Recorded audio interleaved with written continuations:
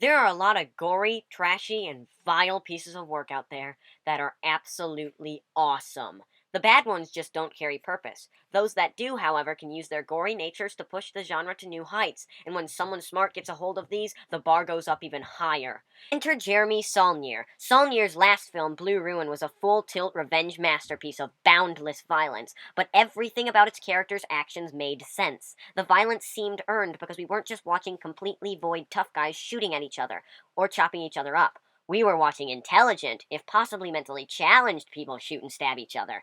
Green Room, unfortunately, by design, can't keep things as personally to the characters as Ruin did. Ruin was mostly focused on one man, a character that could be intensely watched. Green Room has multiple moving parts, which keeps it from that level. Saulnier, however, is smart enough writer-director to make up for that, though. Green Room isn't the masterpiece its predecessor was, but it's pretty damn close. The main reason? Green Room gets bigger, but not more ambitious. There's more characters, sure, but the mechanics here are much more sparse and focused.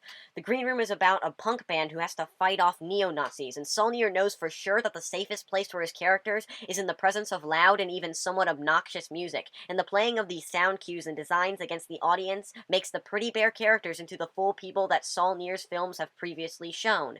The main lead, played by Anton Yelchin, explains how much he and his band enjoy music, and feel the cathartic flow of it when performing. Couldn't tell you his name, though.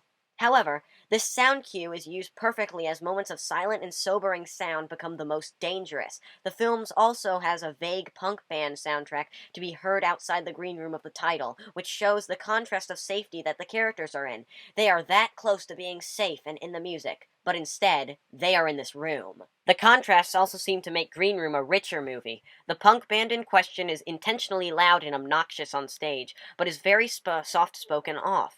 The neo-Nazis are horrible people doing savage stuff, but they seem the most reasonable and level-headed. Patrick Stewart accentuates that contrast as their leader, Darcy. Outside the door, he speaks in the voice of a kind grandfather, but most certainly is not. The dogs, oh, the dogs, bite people's throats off, but are still whining and loyal little dogs. The quietness always leads to violence. The loud noises, which should be the more dangerous ones, lead to safety. Green Room builds its wonderful contrast and mechanics on top of the characters. The results make sure Green Room is unforgettable.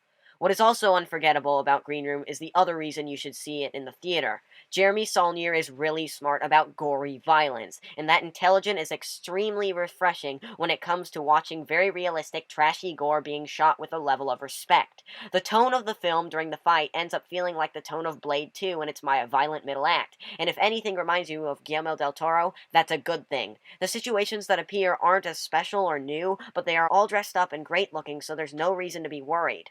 The actors seem to slip into the back of the movie, though, at times, considering just how much fun the themes and the violence are. Yelchin is the only character we really get to know from the punk band. However, the violence and thematic material are so terrifying and effective that every time that someone gets picked off, you feel it. Stewart really is as spectacular and gut-wrenching as you've heard. He plays a character against type, i.e. the kind father figure, but is playing it just like he'd play those. He's wonderful.